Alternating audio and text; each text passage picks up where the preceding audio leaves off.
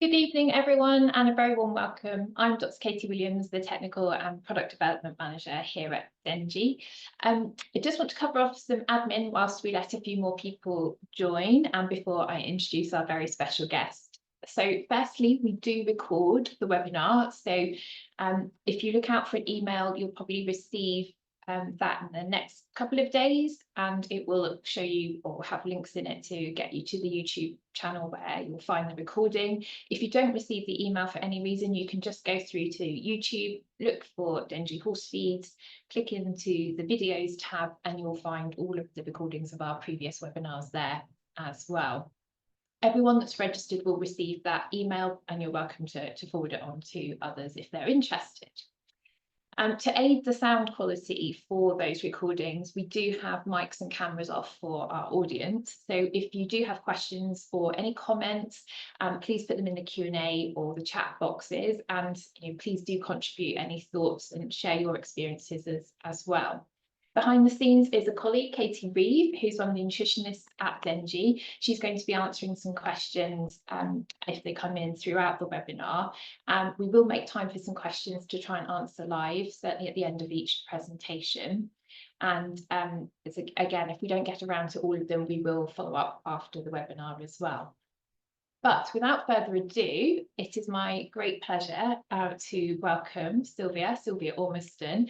I know she's going to introduce herself and explain a bit more about her background as well, but I just wanted to highlight the MVO and the fact that it is a medal recognising extraordinary, important and personal services to the sovereign, which I think speaks volumes. And Sylvia, I know you're going to elaborate in a lot more detail about your background and how you came to be the recipient of that. So I will stop sharing my screen and then I will hand over to you. Thank you so much, Katie. Thank you very much indeed. I would like to just say firstly, good evening and thank you. Welcome to everybody for joining tonight and a very happy new year. I hope you're all nice and cozy and tucked in and ready for hopefully an informative evening. I'm just going to share my screen for now, hopefully, if I can do this properly. I hope this is me. 2 seconds. Okay. That's us. And I will just get on to my, here we are. Okay, so as Katie very kindly introduced me, my name is Sylvia Ormiston, for anybody who hasn't spoken to me, met me before. We're just going to talk about the feeding, the breeding and working native pony. Okay, so a little bit more about me for anybody who doesn't know me. I have loved equines all my life, and as a youngster I used to compete at Pony Club and BSJ for a time. For all of those who are into health and safety, please don't look at the top right picture, but that's back in the days when health and safety didn't matter, a long time ago. So I've been involved with breeding Highland ponies for over 34 years. I worked for Megarney Estate in Glenlyon, where I also helped with sheep, Highland cattle, gardens, and I bred ponies for the family whilst I was there. From there, I went on to be stud manager for Her Majesty the Queen on Balmoral Estate for 17 years. A true honour, I can tell you. And after Her Majesty actually passed away, my husband and I were made redundant. Now I am self-employed and I am known as GAIC Highland Pony Services, based in Newtonmore, in our home at Newtonmore in Inverness, where I do continue to breed this wonderful pony and where I also stand my own stallions at stud Balmoral MacLeod on my right hand, but looking at him, he's actually on the left, and my youngster Rocket, Balmoral Rocket, in my opposite hand. Both boys who I bred, both boys who mean the world to me, and very important that they're actually in my life. So anyway, that's enough of that. I have actually competed and produced Highland ponies at the highest level of in hand and ridden competitions throughout the UK. I've also produced and sold Highland ponies all over the world to France, to Germany, to USA, to Australia, and to New Zealand. I have been supported by Dr. Katie, which I'll give her proper place as Dr. Katie Williams, and Denji through a lot of my journey, in which I'm very, very grateful for and continue to be supported. I am currently immediate past president of the Highland Pony Society, and after 9 consecutive years on council, I will be coming off in June. Right, so enough about me. Let's talk about what we're here to talk about, and that is feeding the breeding and working native pony. So, the essentials for the native pony's day-to-day gut health. I've noted some bits and pieces here, so anybody, if they want to do a screenshot, then they can actually do that and save the wording as well. Whether you're breeding with your pony, growing a youngster, working an adult, or caring for a pony in its twilight years, there are essentials that we need to make available to our ponies to promote good health. A good vitamin and mineral balancer, I knew that was going to get me, can be supplemented through a quality lick bucket and or a balancer added to a daily ration. Gut health is important for the duration of your pony's life and can make a significant difference to the overall performance and longevity of your beloved equine. Salt is also an important part of the pony's daily intake and is not always present in feeds and supplements. If a simple salt block is made available, then the pony will come and help itself and lick as it feels necessary. For those of you who aren't familiar with Pony Club or British Horse Society, this is something which was drummed into our heads during Pony Club as a younger person, the golden rules of feeding. So we'll just quickly run through them. Very important. If you know these, you've pretty much nailed it. So feed little and often on concentrates. Concentrates being anything with mixes or pony nuts or anything. Feed plenty of bulk food, hay, grass, chaff. You can't really feed too much of that in the right order, with the correct amount of goodness within the hay, grass and chaff, which we'll touch on shortly. Feed something succulent every day, and I have actually put in brackets for natives maybe half a carrot, ! Because obviously they are full of starch. Feed according to work done and body weight, which is also very important. Feed only good quality fodder and store it in a clean, dry place if you can. Avoid exercise for an hour after cereal-based meals. Fibre or chaff is okay. It's not going to affect them in the same way as it will be with the cereal-based meals. Feed at the same time every day. Everyone thrives on routine. And then practice good hygiene, keeping buckets, mixing tools and scoops clean, and always, always have clean water, so a clean water supply available. Okay, native ponies in their natural habitat. The following photographs have been very kindly shared by Ruth Chamberlain, who you may be more familiar with Ruth on her social media pages as Ruth on the Hoof. Our native breeds, whilst in their natural habitat, will adjust with all seasons and climates. By adjusting, I mean that their bodies will adapt to natural changes with the grasses available to them as the year progresses. They will drop condition in the winter and regain condition in the summer and spring. From the barren of autumn, winter to the lush of spring, summer, on both the lowland and the hill ground, the growth can be extreme. The challenges that these adjustments will make can affect the reproductive season of the broodmare.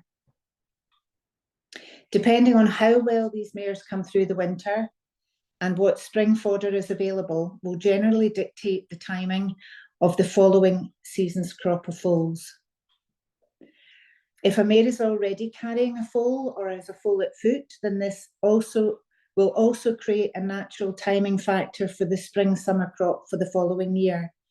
This actually is an image of an Eriskay mare with a foal at foot on the island. When we take these breeds out of their natural habitat and put them onto a postage stamp size paddocks and keep them stabled at certain times of the year, then we really do interfere with the natural process. Having bred Highland ponies for most of my life, I've learned a lot over the years about managing the changes with their natural habitat. Much as we love to pamper our ponies and keep them warm and well nourished, and pretty much because I've actually put in brackets on my notes because we feel the cold, we are really not doing them any favours. We have to try to find the difference between nature and nurture. The biggest mistake we tend to do is overfeed oils, grains, lush pasture, and hay that is too rich. The outcome can be deadly. I'm a big believer in feeding plenty of fibre during nursing and pregnancy. This will involve good quality, low sugar hay. When I'm buying hay for the up and coming winter spring, I always make sure that I know what month the hay was made, what the weather was like, what time of day it was cut, how many times it was turned, and how long it lay before baling. Then Katie very kindly would take a sample and have it analysed for me to make sure that I was not feeding rocket fuel to the native pony. This in itself can prevent a lot of struggle and heartache when fighting with weight gain issues such as laminitis. This Welsh pony here, standing in the typical posture of laminitis, very, very painful. And obviously the other well-known weight issue, which is equine metabolic syndrome, or known as EMS. It may may seem like a lot of fuss for nothing but to do this exercise, I feel, is a great way to do your homework before you start feeding your ponies too much and having to deal with these situations. Other than a lick, a bucket lick and a good quality hay, I do not substitute my pregnant brood mares with any other concentrate. You'll see in this image here that the mares only have hay in front of them. It's good hay. It's not supersonic hay, but it's good hay, as in it's not dusty and it's not going to give them coughs. It's not going to give us any other health issues, and they're going to clean every bit of it up because it is palatable, but it's not rocket fuel. If I was aware of any of the mares struggling to maintain normal condition during the third trimester of pregnancy, then I would address her as an individual and supplement her with a suitable fibre chaff on a daily basis. If a mare is not maintaining condition, this could also be caused by other health factors, which we need to think about. That needs to be addressed, such as her age, whether she has a dental issue, whether she has been nursing a foal whilst pregnant again, or if she's up to date with worming. These are but to name a few. If I need to supplement more than one, then I do this with my nose bags, which in turn prevents waste by spilling buckets or fights when one finishes before the others. They simply lift their head and walk away with their meal intact. We must also remember that a pony may look fat because it is big-bellied, but remember that they don't store fat in their belly, they store fat over their back and their top line. This is an example of a bellied pony, but its backbone is showing. You can tell from the slope in its quarters that he is not thriving. Our native Highland pony, for example, has a particularly well-sprung rib cage, which makes them look fat compared to a slab-sided thoroughbred. They should also stand over a fair bit of ground, as they are broad through the chest and through the hip, fitting into the equal circles through forehand, barrel, and quarters, then equal angles through its shoulder and hip. Now, I spoke to a gentleman who wrote a very interesting book called, I'm so sorry, I've forgotten the name, but I will remember shortly. And he actually did the drawing of the description of how I described it to him. And a dear friend once told me that the angle from the wither, the shoulder and the hip should be what's called in the house. And you'll see that these two angles of the hip and the shoulder equal to the shape of a house roof. Together with the shoulder, the barrel and the quarter, the circles fitting equally and the pony being in proportion. Behind and beyond the trigger is what the book is called. I remembered it now, Behind and Beyond the Trigger. So this is the Highland pony in its almost perfect form, the way that you would like it to fit.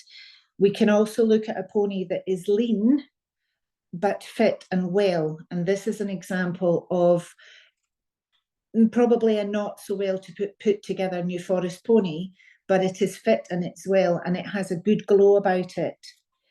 The leanness together with steady coat and dull means a hungered pony.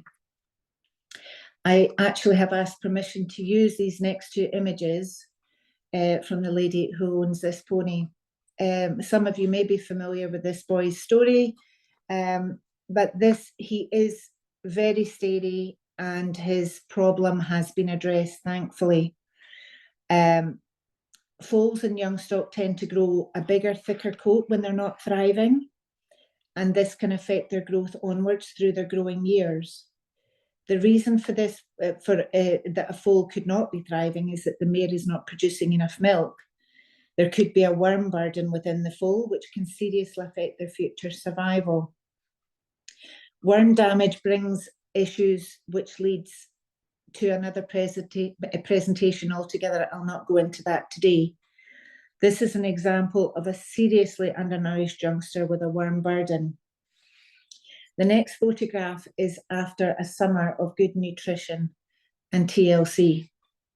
Same pony with the end result of him being well cared for. He's a much happier pony now. He's got a beautiful glow and bloom about him, considering this is a winter photograph.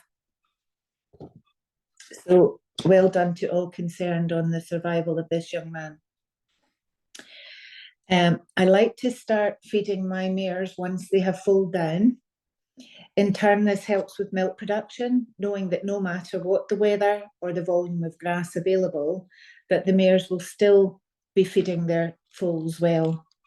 I only feed chaffs and hay.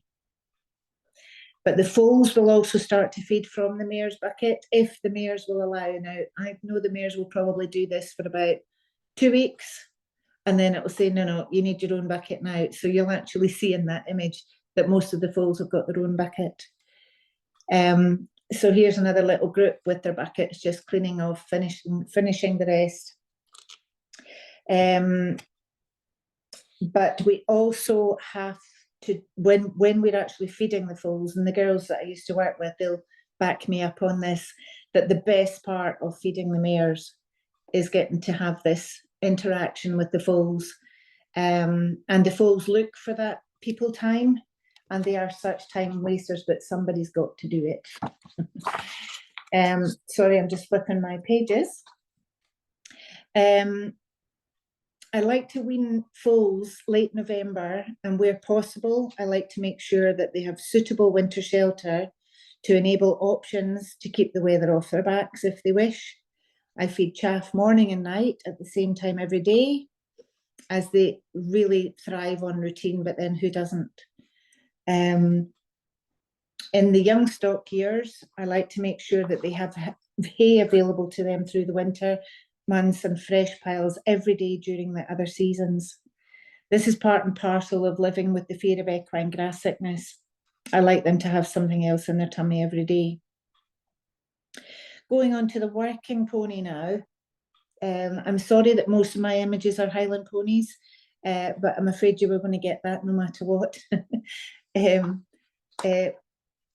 Whether it be ridden, So this is an example of how we used to exercise the ponies at Balmoral with the ride 1, lead 3 or ride 1, lead 2. Or whether they're being shown, here's the lovely Danny Boy of Croyla, or whether they are doing their hill job. They all have the same routine. Depending on how hard you are working your pony will depend on the quantity of chaff offered that day. They work on the same principle as an athlete. Their fitness and well-being will depend on how much and the owners are disciplined. And I hope that all made sense. I'd like to thank you all for your attention. And I've really enjoyed this opportunity of being able to chat to you all this evening, but I've got the other opportunity of having a Q&A time. So I'm going to take my screen off, if that's how I do that now, and I can stop sharing. Here we go. Sylvia, that's brilliant. And I quite agree with Sue's comment that you can never have too many Highland ponies, so no apology needed on that level. I have a couple of questions to get the ball rolling. Some have come in advance actually of the webinar, but you obviously do a lot of judging as well. So from the judge's perspective, would you put animals that are really significantly overweight further down the line as a kind of health sort of statement, I suppose? And what from the judge's perspective, how difficult is that if it's the best example of the breed in the ring, but also the most overweight and at a point where you wouldn't want to be rewarding it, if that makes sense? It's a very good question, Katie, because what you've just answered my first part of that answer by saying what happens if they're all in the same situation and they're all carrying excess weight. Yeah. As a judge, you're kind of stuck between a rock and a hard place on whether you have a seriously overweight pony or whether you have something that doesn't move very well or is conformationally challenged, together with the heavy pony that could be corrected, because we could actually work harder, be on a more serious diet in comparison to an animal who is never going to improve because its conformation is poor. It was born with poor conformation. So as for a judge, you are stuck between a rock and a hard place. However, if you have to reward a pony that is in too good a condition, then what you would hope is that if that pony does not feature in the championship, if that makes sense. So if it's a pony that has featured in a class that has done well, but you didn't really have much choice but to put it in the top position, then you hope that that isn't going to feature when it comes to an actual championship. It's a judge would then obviously speak to the entrant and actually say and make comment on the fact that the pony is too heavy. It's really difficult. You have to take the scenario on the day and deal with it on the day, and take a hit as a judge as well, because judges take a lot of flack. Yeah, and I think that's the important point, because I think judges also, they are in a very difficult position, and they are asked to judge the best animal in the ring and all of those sorts of things. And it's very easy to say, oh, well, you should just put the mark down or penalise the ones that are overweight, but that's easier said than done, especially as to your point, if you've got every horse in the class that's carrying too much weight, that's actually harder to do. So it's interesting to get your perspective on that. Similarly, there are some questions coming in, some of which I'm going to answer in a minute in my presentation, so we'll come back to some of those. But Alice has actually asked a question that I had as well, which is, when you're talking about the sort of knowing when the hay is cut, I'm assuming you would go for the later cut because it's more fibrous and sort of less digestible. And I think there's probably north of the border in Scotland, other things to consider, because your harvest is probably naturally later than perhaps in southeast England. How late would you go in Scotland, what would you be looking for? Well, I would certainly not buy hay if it was baled in June. That's a definite no-no. Okay. As late as possible in July, but obviously our seasons are pretty bad here, to the point that I've seen hay baled August, September. And we have to take what we have to take when it comes to, but to be honest, the later the better when it comes to the natives, as long as the quality, that, when it's not dusty and it's not been lying and rained on for weeks on end and baled that it's almost done, as long as it is quality, it's still nice, it's still palatable, but it's not screaming sugars. Yes. And again, a point I always like to make as well, if we're going for later cuts or asking for suppliers by month, just making sure it is a first cut if it's August, September cut hay, because I've had people fall into the trap of saying, oh, I want a late cut, but it's actually a second cut that's cut. Of course. Kind of August, September, but actually still very nutritious and much higher in sugar than if it was a first cut. So I think they're key points to think about when you're asking suppliers.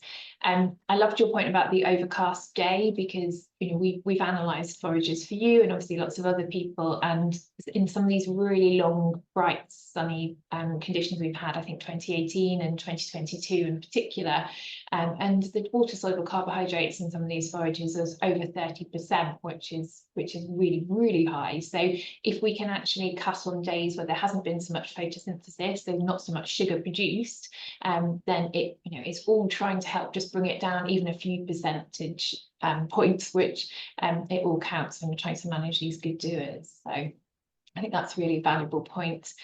There are some other questions. I don't know. Let's have a quick look. I think we're probably going to cover quite a few of these in the second half.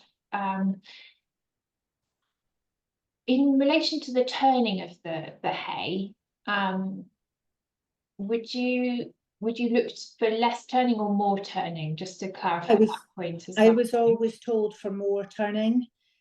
Because the chances are, if you've got seed heads or anything that is a little bit more nutritious, you're getting rid of that more so, because you're just maybe going to end up with being a bit more stocky. Yeah. That also the time of day for cutting. When I've spoken to the farmers about it, they reckon the best time of day is 5 o'clock in the morning, because the grass has been working hard and living on its own sugars through the night. Yes.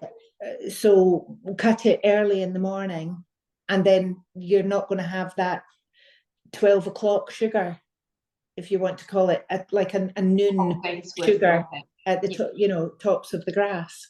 Yeah. Okay. I think that clarifies that.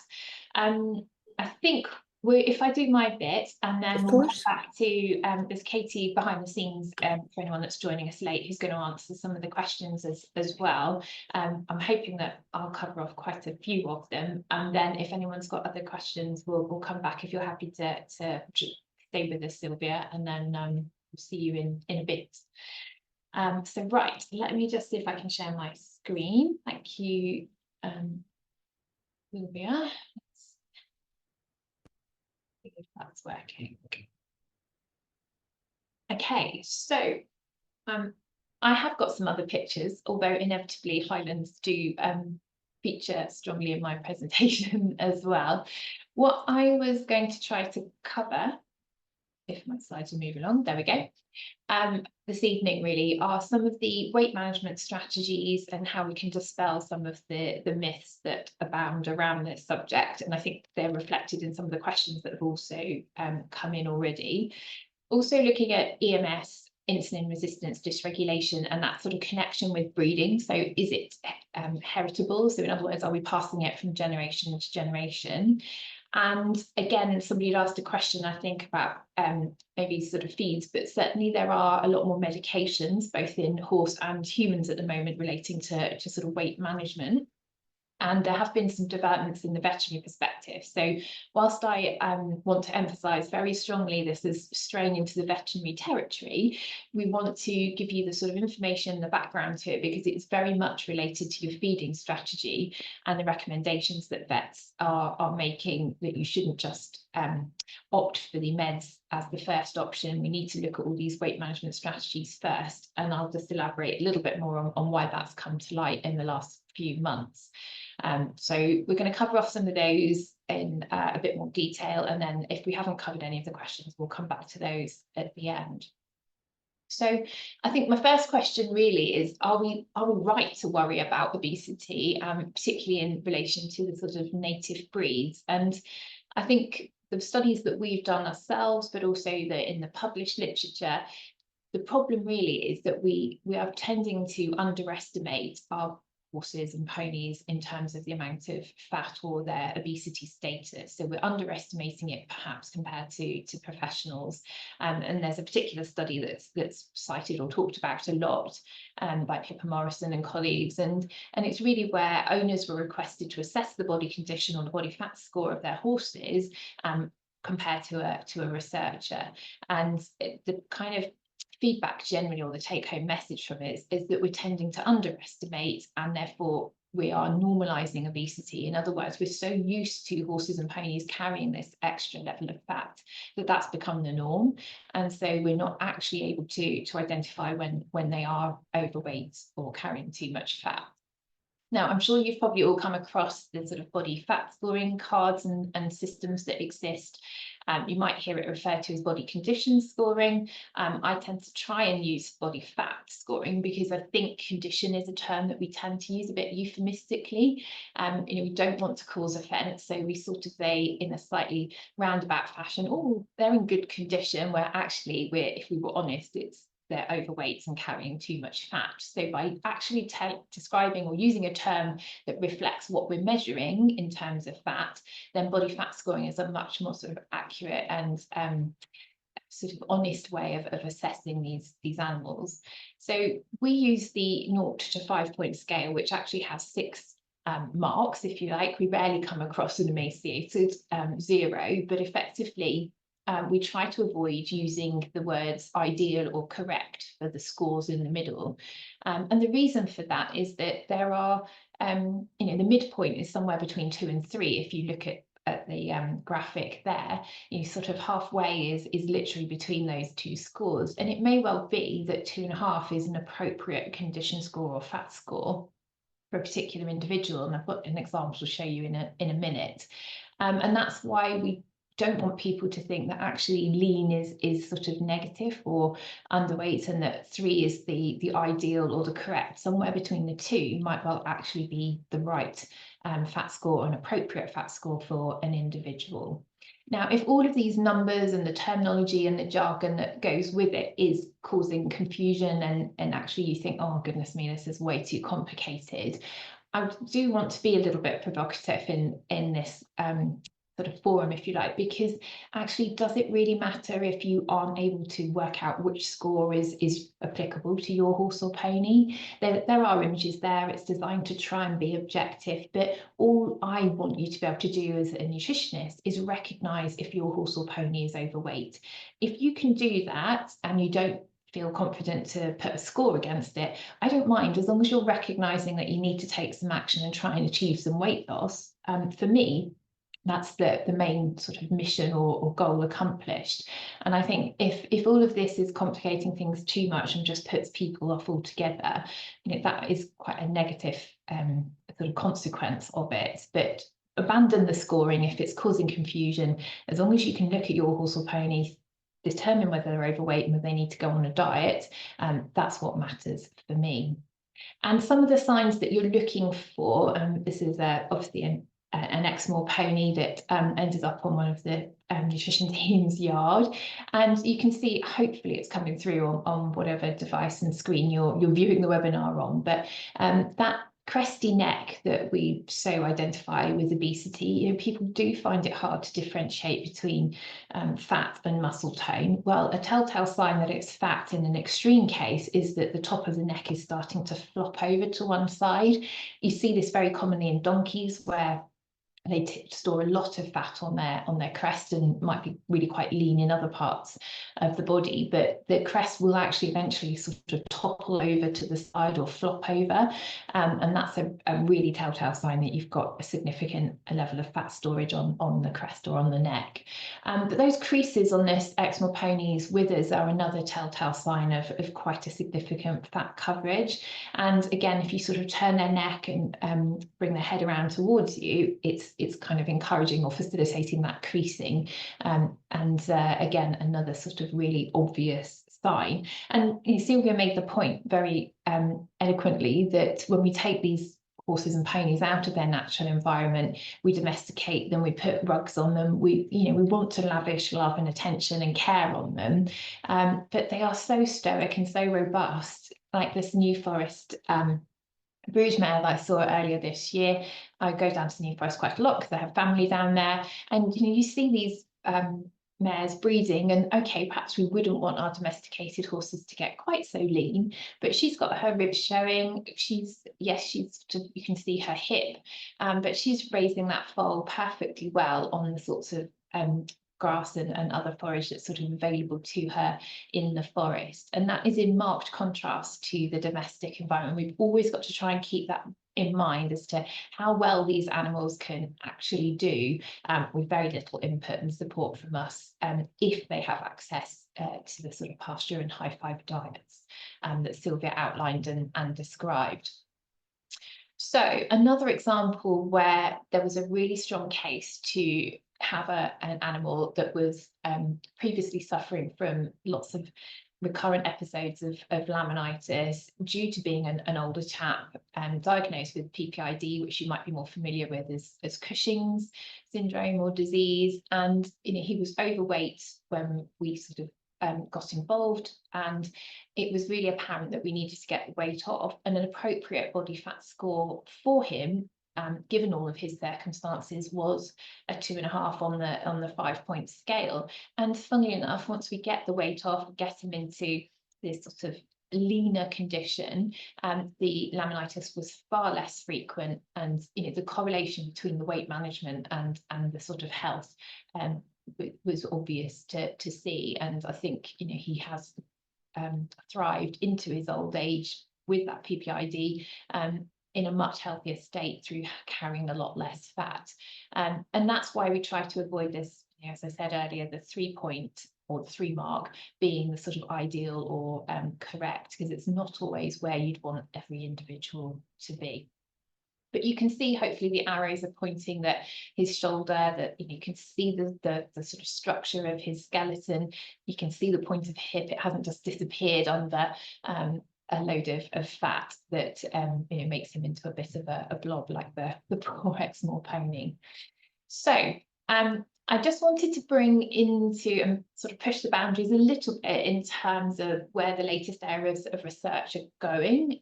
This work is much more in sort of humans and mouse models, but I think it's interesting, particularly in the context you might well have seen some of the publicity around the study that Chris Proudman and colleagues did. It hit the mainstream media. It's all over the BBC, for example, where they were looking at the diversity of the microbiota, so the bugs that live in the digestive tract, and made a correlation between the fact that the microbiota diversity was actually a predictor of future performance in some thoroughbreds, so in terms of their racing performance. And it was a longitudinal study, so it followed those foals all the way through to their sort of competitive career, and they could show that effect. Now, whilst we don't necessarily want our native breeds to go racing necessarily, the point of that study is just to show how things that we do in early age are going to have some long-term impacts. And the work that you can see on the slide is just something that I've caught my attention recently. It's a podcast, if anyone's interested in getting the sort of full background. It's quite, although it's a scientific podcast, it is reasonably accessible in terms of the background to why the particular researcher wanted to look at this. He was actually from a family of refugees that had left Bosnia and had found their way into the US, and he's obviously grown up and become a science researcher and really interested in how the stress or the effects of stress affect the parent, the mother in this case, and the signals that actually conveys to the developing brain, so during pregnancy. And there's work in sort of mouse models that have shown even mild stress early in pregnancy can actually trigger a change to the gut microbiome, and that effect lasts. And this correlates with the findings that Chris Proudman and his colleagues have just published, because they're looking at the foal's microbiome, all the things that can influence that and what that effect that might have on their future success. Now, we don't know why. We know there's this kind of relationship. We don't really understand why that effect lasts, and whether if we intervened with probiotics, which we don't really have for horses, but in other animals, whether we could utilize probiotics to try and counteract that. But it's an important sort of take-home messages, I think, to think about. Now, equally, it doesn't mean that every horse that has a tricky start to life is doomed and is never going to achieve anything. We just need to be mindful of these things, that if we know an animal has gone through a period of stress, that there might be management and feeding strategies we can do and different approaches to their care that we might take to try and help mitigate the effects of this. So, we don't live in a perfect world. We have to be accepting of glitches and hiccups along the way, but it's just being aware of what effect that might have and how we can sort of mitigate it. And similarly, I was again doing a bit of a review to see what do we know about the risk from sort of passing in terms of inheritance between generations when we're looking at things like equine metabolic syndrome. Certainly in humans, we know that the maternal sort of parent, if she's overweight during pregnancy, there's a higher risk of her children developing things like type 2 diabetes. So we know that there's some kind of correlation there.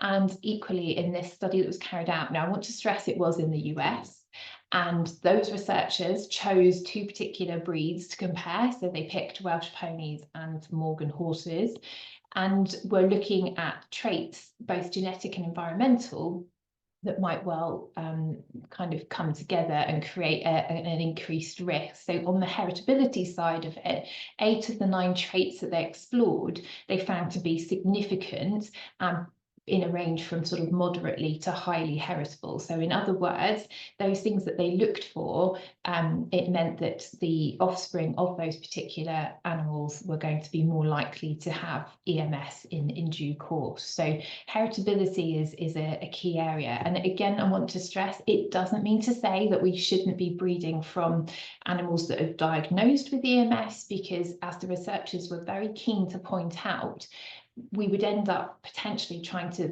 breed out these risks, but inadvertently could be losing a lot of genetic diversity. And as many of our native breeds are actually rare, this could be quite catastrophic for other health traits and sort of characteristics. So we certainly don't want to be encouraging people to do that. But it all comes back around to this idea of understanding that the level of an individual's risk and how that might inform how we can manage them.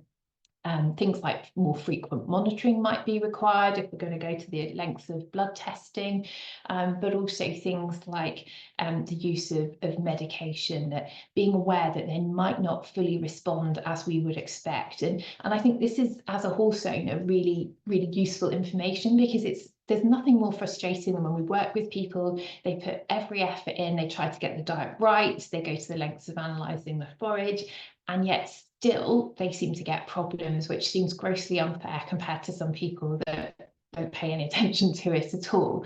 But once we start to understand that actually, there's a genetic predisposition, and that despite everything we're doing, this horse is going to be predisposed to some of these problems, then we can start to think, okay, well, it's not my fault. It's not necessarily what I'm doing or that I'm not doing enough. But we might then need to look at more significant interventions, which could be medications.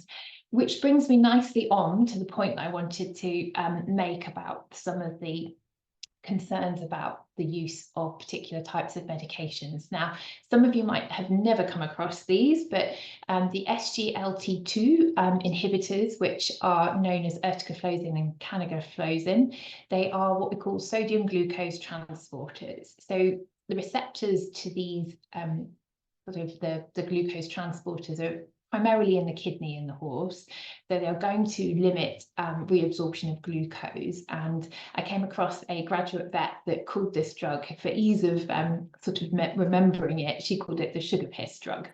So what it's basically doing is trying to stop sugar being reabsorbed through the kidney, and so it's coming out in the urine. And it was a very exciting development because it has had some really significant sort of effects in alleviating the symptoms and signs of laminitis. You'd go so far as to say some profound improvements in some of the lameness and the clinical signs in some really bad cases. A lot of the research work was being done in Australia. It was brought over here as a medication option, and some really good positive results in the early days with it. But, and this is why I want to draw attention to it, is that in an open letter in the veterinary record, a group of very eminent and leading sort of researchers and vets had basically written about their concerns that these medications are being used too readily, and that there are some risk factors for a problem called hyperlipemia if we use these drugs in certain cases. So if an animal potentially has some other underlying risk factor, and particularly if they stop eating their forage and other food when they're on these medications, there is this increased risk of hyperlipemia. And I think the fact that a group of vets from all across the country got together to write this open letter expressing their concerns about it is why we should be taking it seriously. Now, I'm certainly not suggesting that you shouldn't use this drug or these drugs. You very much need to discuss it with your vet. But there are some questions that you should be asking them, and that they should be asking you about a particular individual to make sure it's suitable.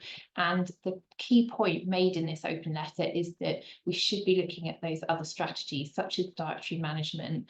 We should be exploring all the other options before we potentially resort to these medications. So hence why I just want to include it here and talk about some of those dietary management strategies.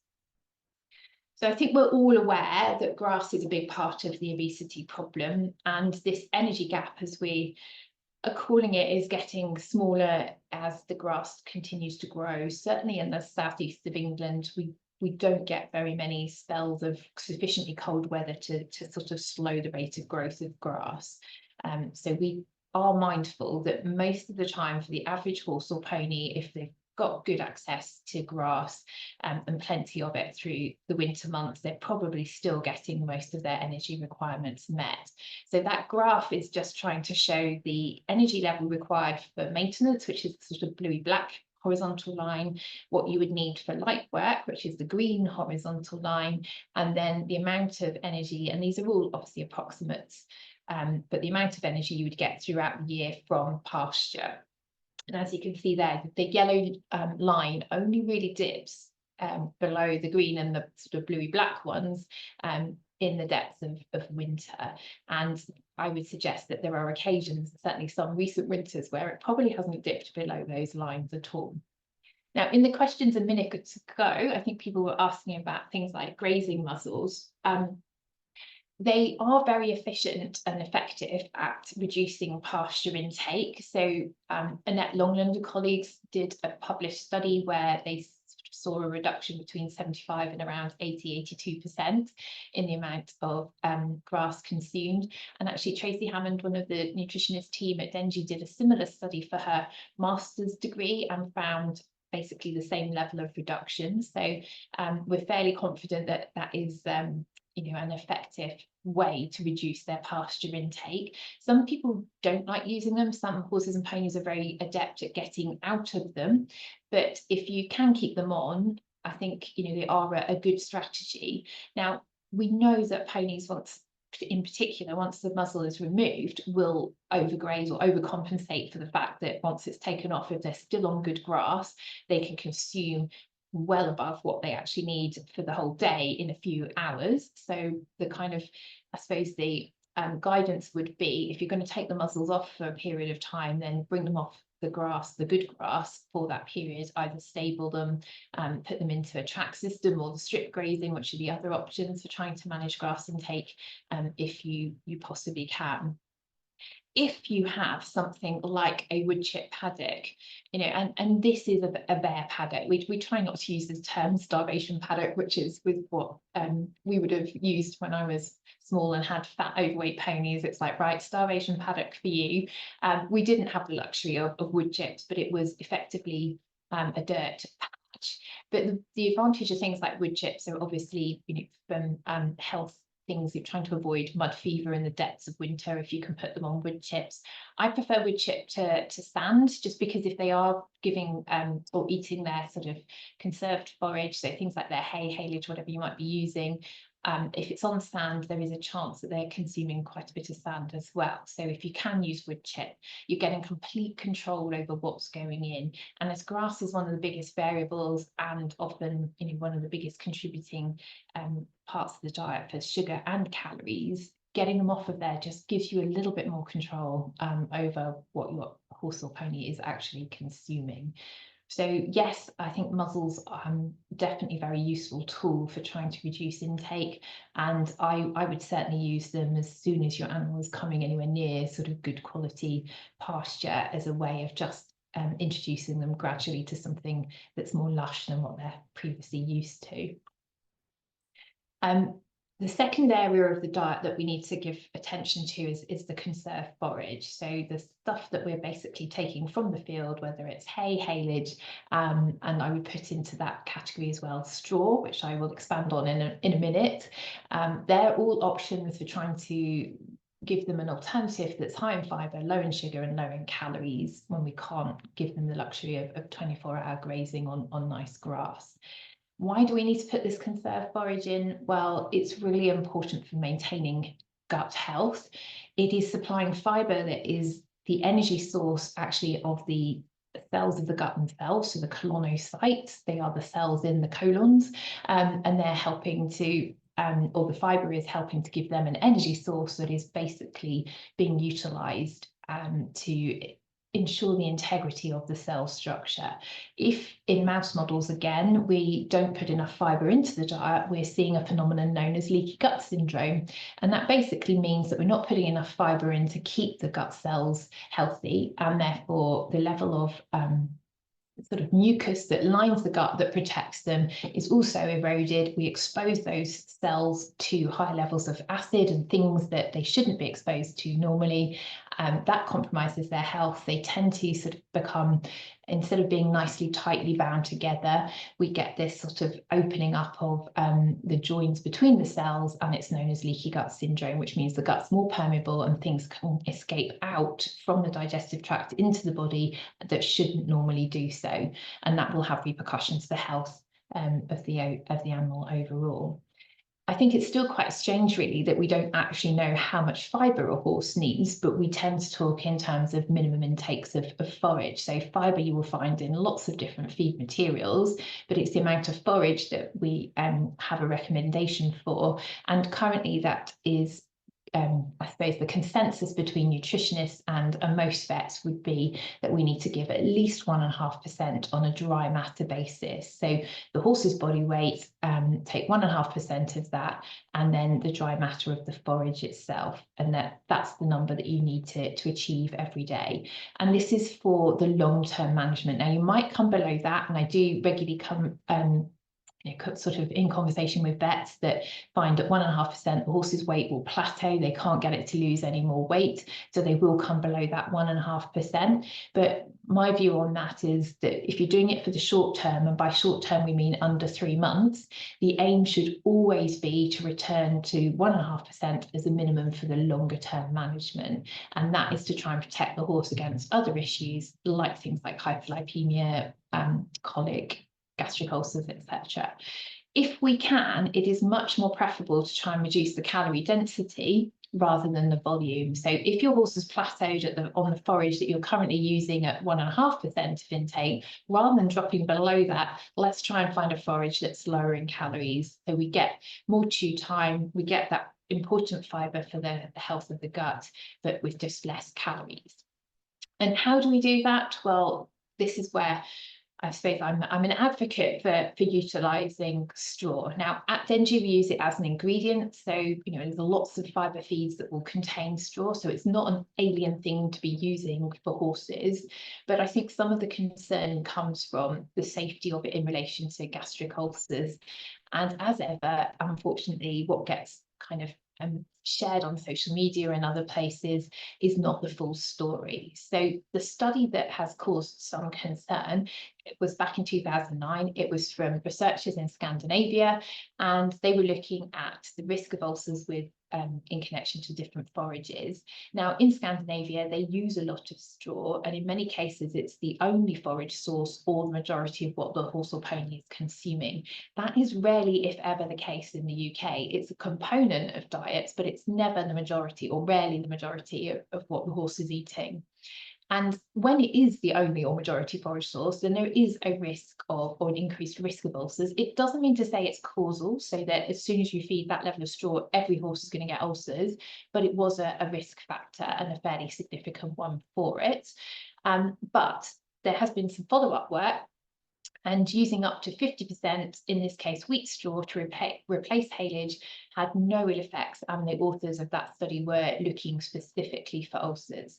So in the region of 30 to 50% of the total forage can be safely replaced or be made up of straw if we're replacing hay or haylage. And the reason we would want to do that is that the rate of consumption of straw is so much slower than some of these other grass-based forages. In this particular study, the rate of intake was so slow in the sort of evening meal where they were offered it, that there was no real significant increase at all in the horse's insulin levels. So we didn't get that spike that we might see if we're feeding even, sort of grass hay. And this is really important if we have horses and ponies with insulin dysregulation or sort of EMS diagnoses, when we're trying to dampen that response to a meal, then utilising straw to slow the rate of intake and stop these peaks and troughs in glucose and insulin, it's really going to help try and avoid those sorts of incidents of laminitis.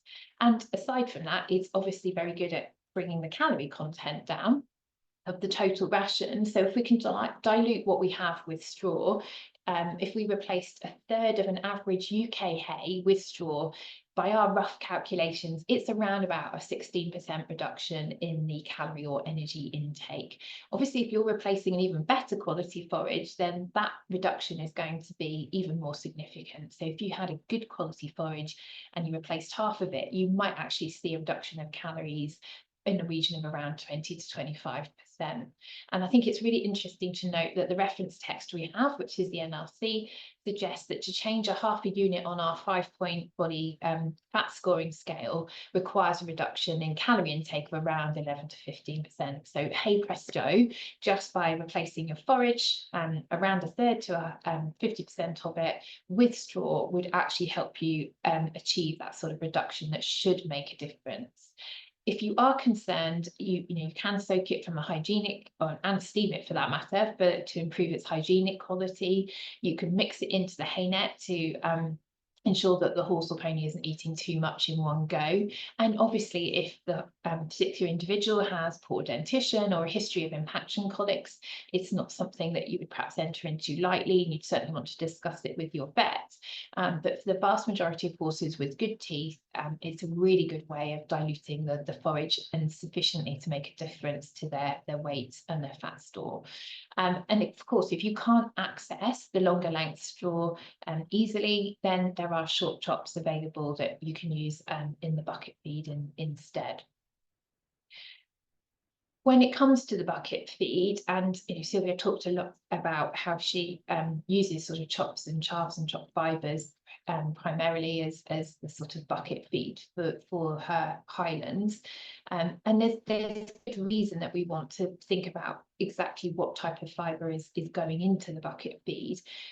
This particular study by Erica Macon and colleagues actually showed that horses that were already sort of having issues with their insulin dysregulation, so the sort of classic EMS kind of horse or pony, even at a low level of intake of things like sugar and starch, so the sort of product they were using is like a low calorie balancer, at the recommended feeding rates, you're already exceeding the levels that were sufficient to have an exaggerated response to eating it. Now, just breaking that down a little bit, we need to, number one point is that these animals were already insulin dysregulated. So for the average horse or pony without EMS or any other issues, then those low calorie balancers are really useful and very practical. But if we've already got a horse or pony that's got insulin dysregulation, and even these low calorie balancers can be sufficient to result in that exaggerated insulinemic response.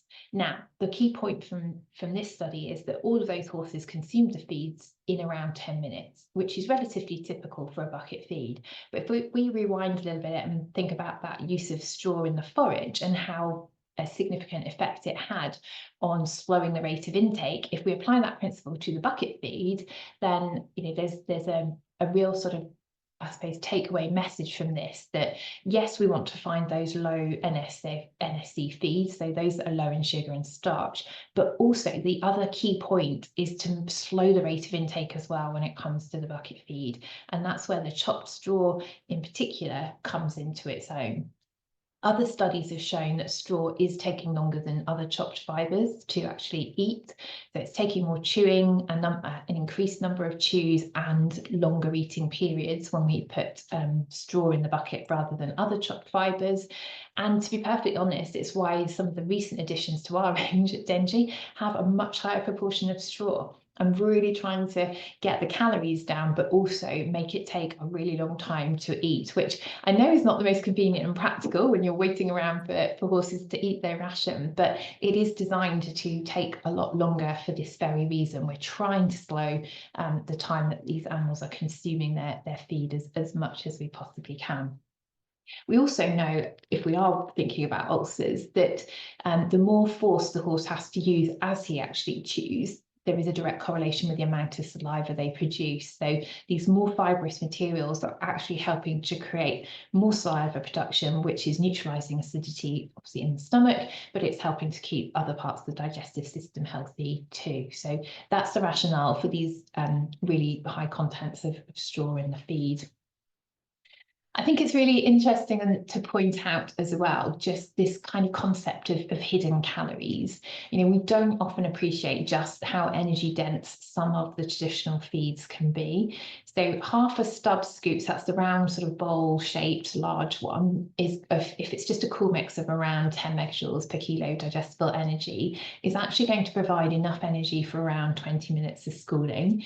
And because cubes are heavier, if they are fed by volume, so half a scoop, then you're going to get around 50 minutes worth of energy from that feed. So, if you think about a couple of double handfuls in the morning, a couple of double handfuls in the evening, it soon creeps up to being around half a scoop. And if we're not doing schooling work, sort of every single day, those calories are mounting up. So we have to try and resist the temptation to put these treats in to make the feed seem more interesting. And it's relatively speaking, a lot of exercise needed to work off relatively small amounts of feed. So if we're trying to achieve some weight loss, what is a safe level? What can we expect to achieve? And again, this data on that graph was from a real situation. Again, Connemara pony has, for various reasons, not been exercised quite so much, had put on lots of weight, was on very good quality pasture. And I think what it nicely demonstrates is that it can be quite tough to get weight off through the summer, but as long as we're plateauing, so you can see between May and October, his weight doesn't change too much. That's okay, because we just don't want him to be going back up again. And then we can potentially use the winter months when, in theory, the grass quality declines a bit, it's a bit colder, so they're using a bit more energy to keep warm, all those sorts of things. We can try and use those to our advantage and achieve some further weight loss. But a realistic weight loss and a sort of safe weight loss is around 0.5 to 1% of body weight a week, which for a 500 kilo horse or pony is around 0.5 to 0.75 kilo a day. And you're obviously going to have peaks and troughs along the way. It doesn't go a smooth sort of line linearly down. So you have to bear that, it's sort of and accept that. But as a kind of guide and as a something to aim for, then that's realistic and should be achievable. And for an average horse, it's estimated to achieve that sort of reduction of that half a condition score, then a weight loss of around 20 to 30 kilos needs to be achieved. Now, these are guidelines. Every horse is an individual, and just like in human terms, some will lose weight much more easily. It's very rarely a consistent, continuous weight loss. You're going to have bits where you plateau, and sometimes it'll go back up. But these are the sorts of numbers to give you a guide to aim for and something to sort of benchmark against, really. And just highlighting those sorts of the need for the balanced diet, and Sylvia talked about the fact that she used the sort of lick bucket, so they can free choice access things like minerals and vitamins through those licks. And it's really because pasture and hay are not going to have the full range of vitamins and minerals that would allow us to provide the horse with a balanced diet. And it becomes even more important when we're breeding, because those minerals, things like zinc, selenium and copper in particular, are really important for things like immunity, enzymes that help with tendon elasticity. So if we're going to reduce the risk of things like DOD and growth issues, we want to make sure the diet is balanced. So offering them their free choice access to a lick, or if you have them individually kept and you can feed them individually, then things like balances and supplements come into their own. I think people sometimes get a little bit confused. Oh, sorry, this is coming through as individual bits.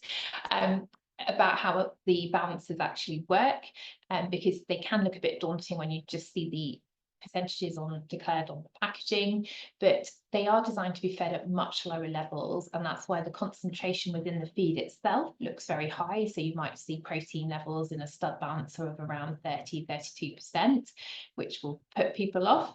But because you're only feeding less than a kilo, so maybe 500 grams up to 0.9 of a kilo a day, depending on the size of the animal and what point in their pregnancy or lactation they're at. But what it's giving you is a much lower energy value than if you were feeding the recommended feeding rates, things like low energy mixes. Now, if you're only using a high energy mix, then you're probably going to find that a supplement is a better option than a balancer, because the balancer at the recommended feeding rate is going to be more than your handful of your low energy mix. And there are good quality stud supplements out there that will do the same job. But your stud balancer, if you do find your mare is losing a bit of weight and condition, or just needs a bit extra support for the native breeds, this can be a really safe way of putting vitamins and minerals in, and then you can use things like fibers and oils to bring the calories in without having to use stud mixes and cubes, which would have much higher levels of starch. So the balancer with the fiber and oil combination is a really safe way to provide energy to support pregnancy or lactation if you need it. If you don't need those calories, then your stud balancer or your vitamin mineral supplement does the job alongside your forage. So again, probably just preempted that, but there has been some sort of work done where, I think actually this was from work done in New Zealand, where they demonstrated that if you didn't supplement the mares with the copper, you were basically more likely to get your epiphysitis, so your other sort of growth type problems. And what's interesting is that foals from the non-supplemented mares still develop lesions even if they received the sort of copper and other minerals and things after they were born.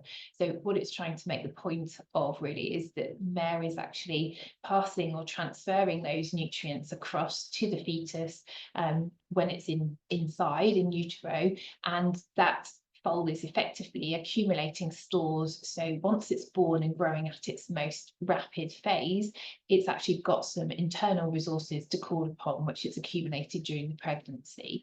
And even if you're going to feed your mares, if the foal hasn't been able to accumulate those stores, they are still at increased risk of issues.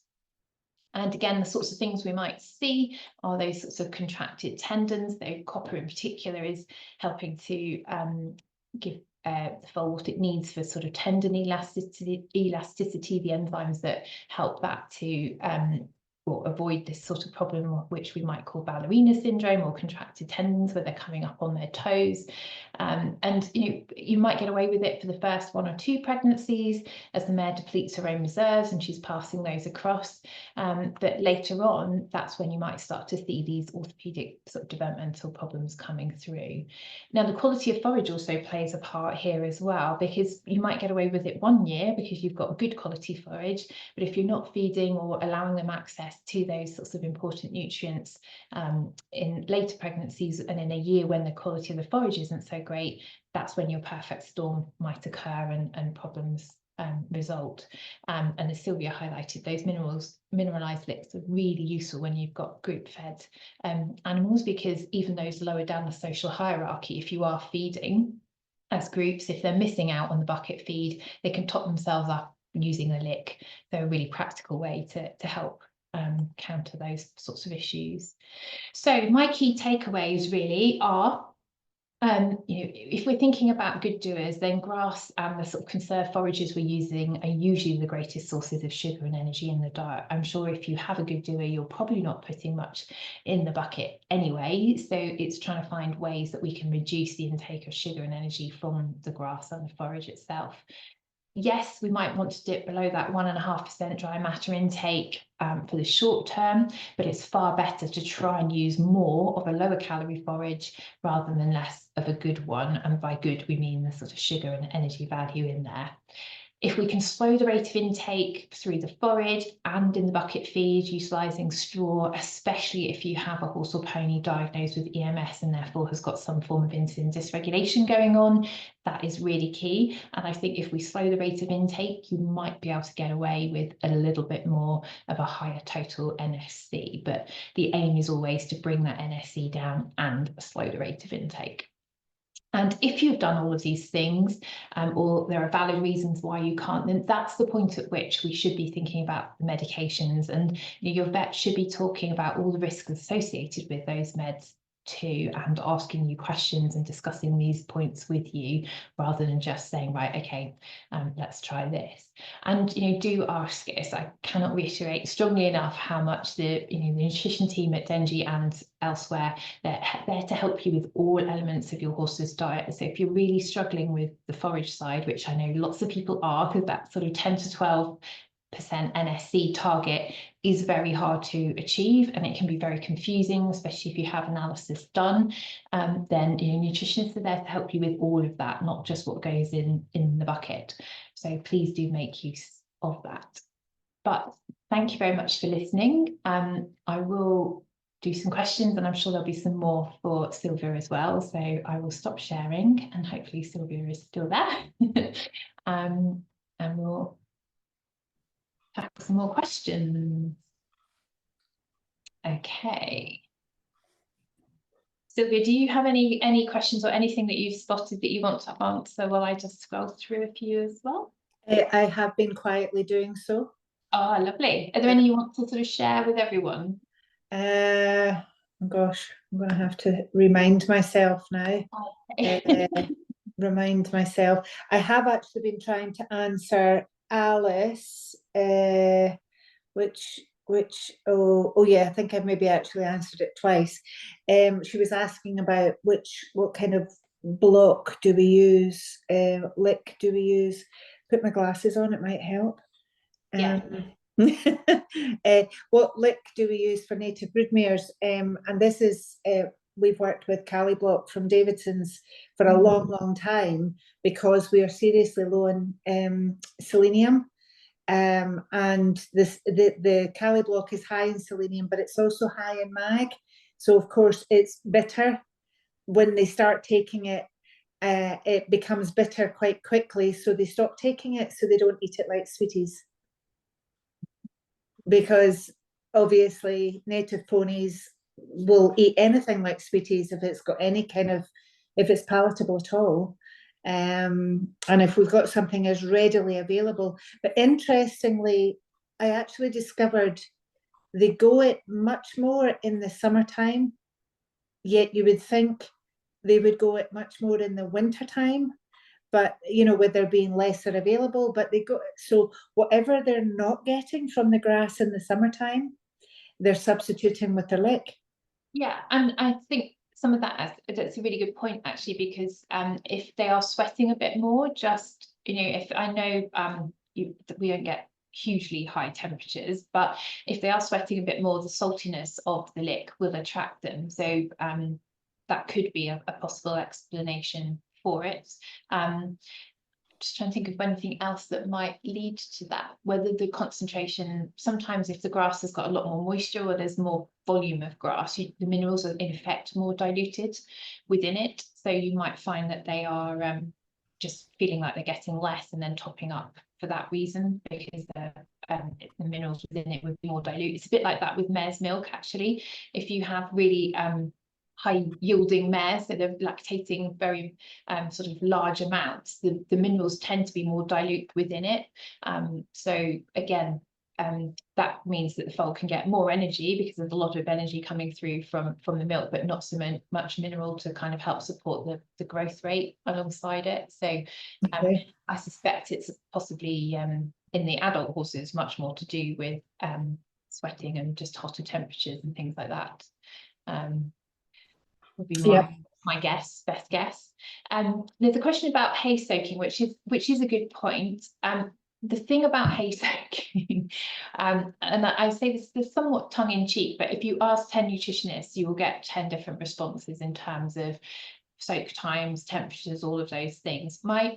You can obviously soak for a really long period of time, but you are then starting to lose a lot of the actual dry matter and the fibrous material itself. And therefore you have to start with a larger amount. So you actually end up using more at the start, allowing for what's being lost if you're soaking it for a long period of time. We've actually been discussing this quite a bit recently because we're doing a vet training session next week, and to try and give simple guidance on how long to soak hay for is really hard, because there are quite conflicting sort of studies. It's very variable depending on things like ambient temperature, the water temperature, the ratio of water to hay that you use. Some of the studies that are done literally in a lab environment will use tiny amounts in general. So, but when you try and scale that up in terms of the proportion of water to the hay, it's like 10 to 1. Well, if you've got 10 kilo hay net that you're trying to soak, and you're trying to do that with 10 times as much water, I mean, it's just not practical and not realistic, and it's not very environmentally or friendly or sustainable actually in the modern world. So I think some general rules of thumb, and this is trying to condense it into very simplistic guidance, but if you can get warmer water, you're going to probably get more sugar out. If you can do a higher ratio of water to hay, you're probably going to get more sugar lost. And if you can change the water so that you get rid of some of the stuff that's clogging up and then stopping the transfer of the sugar coming out, if you're going to do it for a long period of time, you won't want to even change it every 2 to 3 hours to really maximize your sort of removal of sugar. But back here in the real world, what is practical for people to do? And that's why my advice is always try and find your lower sugar forages in the first place, and try and reduce the need for all of that, particularly, you know, when we put our sustainability hats on and think about all that water that we're using.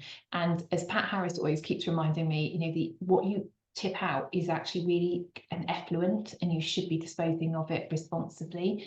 So for all of those reasons, I would try and use more straw, and therefore less water and less soaking of hay is required, which might be a bit of a cop out, but hopefully that's given you some general tips. What else have we got? There's some really good questions here. Katie, thank you behind the scenes for answering lots of these, and Sylvia, the ones you've done as well. I think actually it's a good point about why licks seem to be genetically modified with the GM. I think because quite often base ingredients will be things like soya, and it's really hard to get non-GM soya now into the UK. There are probably only a few companies that actually manufacture the licks, and then, you know, other people will put their branding on it. So it's probably quite limited in terms of who can do licks that are non-GM. I'm trying to think of the company down in Devon. It'll come back to me in a minute, but what are they called? We did them as a light licks, but I'll Google it, and if I can't find it, I will send it in a follow-up message if I can't find it before we finish.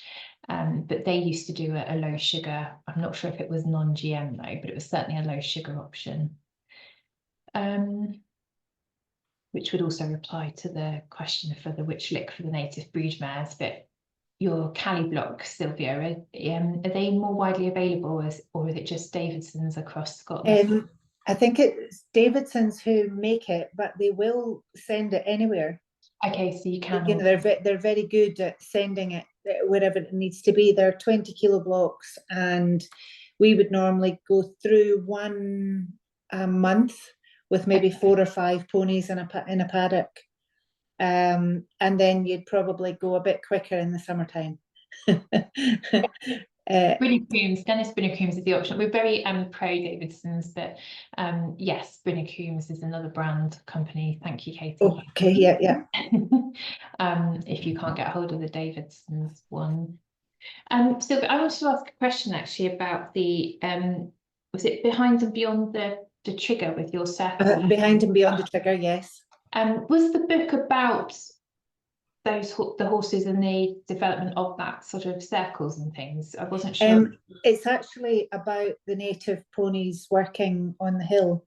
It's everything to do with the start of the process, from any piece of potential meat that gets to the table game, and it's the process of how that gets there, from the gamekeepers to the crops in Yorkshire, the hill in Scotland, and the making of the rifles, the gun dog training, the development of the birds that they shoot in the wintertime. And it's everything that goes with the sporting side of, or when I say the sporting side of estates, but the hill pony very much features in that book. And this is why we were looking for the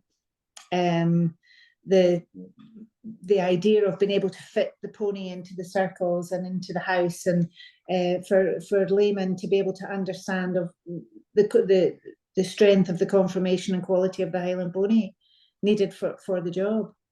I think, yeah, it very much it's something you can take away and kind of, when you're standing and looking at your own horse or pony, apply quite easily. I think there's really interesting diagram, especially when you followed it with the slightly more anatomically challenged New Forest. Yeah, the fit New Forest. Yeah.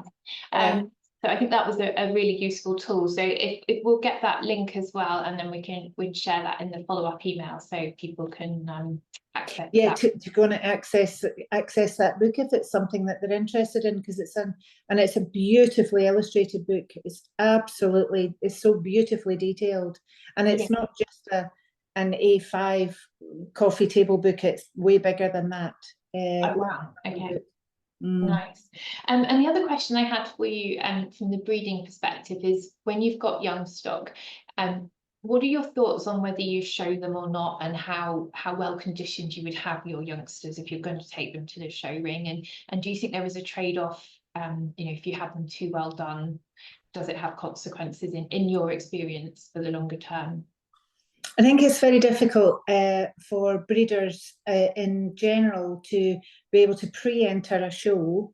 A lot of shows you've got to be like months ahead before you can actually, to enter.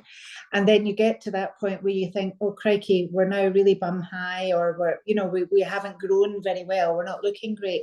As a breeder, you simply wouldn't take that pony out. People who overfeed them and overproduce them will suffer in the long run, because by the time they are no longer youngsters, they're going to have gone so wide in front, or they'll be throwing their feet all over the place because they're loaded over their shoulders. And, at the end of the day, we do not do them any favours simply chasing a ticket or a rosette.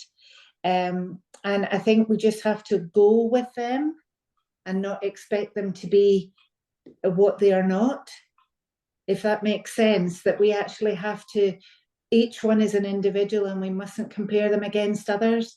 Let them grow naturally as well as they can, put their, certainly feed them, but don't feed them purely for the show ring, because when they go lame, or when they can't track up anymore because their joints are blowing or whatever, that we're in trouble, and we pass that problem on to somebody else, because that's no longer going to win us a ticket anymore. So we have to be very, very careful with these breeds, because I spoke about the whole fact that when we're cold, we put a rug on them.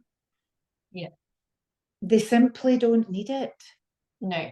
They simply don't need it. I mean, my boys down here have been standing in the worst of the weather with no shelter.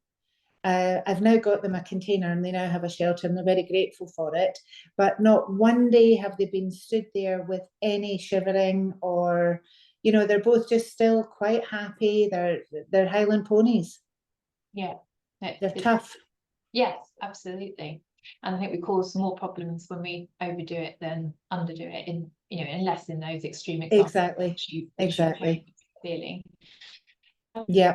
About, because I know over the years we've had the challenges with sort of trying to give them something to eat, particularly in mind of the grass sickness and things. What's your thinking, and have you had success with those big sort of nets that you put over the big bales inside the feeder as well? Do you find that they're slowing them down enough to 100%. 100%. It makes a big difference. My only concern with the nets is when we get extreme frost like we have at the moment, and what happens is the net freezes, and because the net freezes, it becomes probably quite, I would imagine, uncomfortable and a bit more painful for them to actually try and pull and eat through the net. So I think you have to be quite aware of this, and not just think that they're just, so what I tend to do with the ones that I make is I open the top. I actually cut the little bit, open the top, and then I'll pull it down around the feeder. So what they're doing is they can still go in the top of the bale and they can still eat, but what they're not doing is wasting it by pulling it out of the feeder and throwing it on the floor. And when conditions change again, I can simply tie it back up again. Brilliant. But you found them actually, they do work. They are actually slowing them down. Oh, massively. They have to work a lot harder. Yes. No, I love that. I think it's so beneficial, because it's a real challenge when you've got horses as groups, and I think especially in a livery situation where you might not own all the horses in a group, but there's no risk if they're in the net within a feeder, and that could be a really useful strategy, because you're not stopping anyone from eating, you're just slowing up the speed at which they can eat, which I think is a really practical thing and relatively cost effective to do as well. And if they're not, if it's, as long as it's within a feeder, you're not getting horses that have got shoes on getting stuck in the hay nets as such, you just got to be quite mindful when you come to the end of the net, and actually let them get into it by actually taking the last of the hay out, shaking it out the net and taking the net away, and replacing the bale the next day. You don't have to give it to them that day. Let them clean it up first and then put another one out the next day maybe. But no, the nets are really, really good. As long as the holes aren't too big or too small, you've got to get them in that right place. If they're too big, they'll stick their nose through it. And if they're too small, they'll just stand and look at you and say, well, what are we supposed to do with that then? Yeah. And similarly, I just wanted to ask you about the feeding nose bags and things, because again, you hear of so many sort of injuries and fights and things over the feed bucket, particularly when you've got youngsters in amongst a group of broodmares. And do you find it cuts that out completely, in the sense that they've all got their own thing and no one can get it because it's literally on them? The experience that I've had with them, and the reason why I pursued them and actually made them myself, because you couldn't buy them wide enough for Highland pony face online, so I made them myself. And you could walk in, you write the name of the pony on the nose bag so you don't get the ration wrong. Yeah. Each pony has their own ration. Each pony, say if a pony needed something extra, if it had a bit of medication, whatever in its feed, you would pop the bag on its head and walk away. Now, we had 16 ponies in one winter area that we fed, and each pony would stand and wait for its bag to be put on its head, and you could walk away and go and continue with some other jobs. And if a pony was getting bullied, if somebody would finish their nose bag, they would try and put somebody else out of their nose bag, but they simply can't, because they just lift their head and walk away. Yeah. So there were never any fights, but what you had to remember and do was count them on and count them off. Not leave anybody with one on. Yes, if you've got lots, that's probably a bit more of a challenge. But yeah, another really practical tip, and helping to reduce some of those challenges that when you've got group kept horses, it can be really difficult. If you've got the good do or the overweight one that's bullying everyone else off their food and getting their own and other people's, it's another solution to that problem as well. Absolutely, and they don't waste any. They don't waste any food. And if you've got somebody who's a little bit slower than the others, they can wait a little bit longer and eat their feed cleanly and without any stress. And it actually stops any fights in amongst the humans as well. If you're walking in, I go into a field with what I call the long arm of the law, and that is a schooling whip. And I go in with that long arm of the law in my hand, and everybody forms a circle or a half circle around me, and then I just go around and pop all the bags on and then walk away. Yeah, they can have their poetry in motion. Yeah. Brilliant. I also wanted to just comment on the fact that Marianne, I hope you don't mind me mentioning you. I think probably everyone can see what you put anyway, which is great. But it's a very common situation, unfortunately, that you're in that, you know, you're not over rugging your horse, and yet the sort of peer pressure on the yard is such that you're made to feel like the bad person, which is clearly not the case. Katie's sent you some links. If there's anything else we can find to follow up, we will with you on that, because I think unfortunately, people are well intentioned, but unfortunately kind of it's a bit misguided at times, and this whole pressure to put rugs on and overfeed and things is contributing to the problem, undoubtedly. So thank you for raising that and highlighting it, and hopefully there's some good links there for you, and if we can find anything else and follow up, we will. And someone other I just wanted to catch up on. Oh yes, about the use of a lick being difficult if an animal hasn't got a sort of rough tongue like a cow would have. As far as I'm aware, horses are using licks, and if they're basically licking the lick, they will be getting the nutrition from it, and undoubtedly they do use the licks because they obviously sort of go down.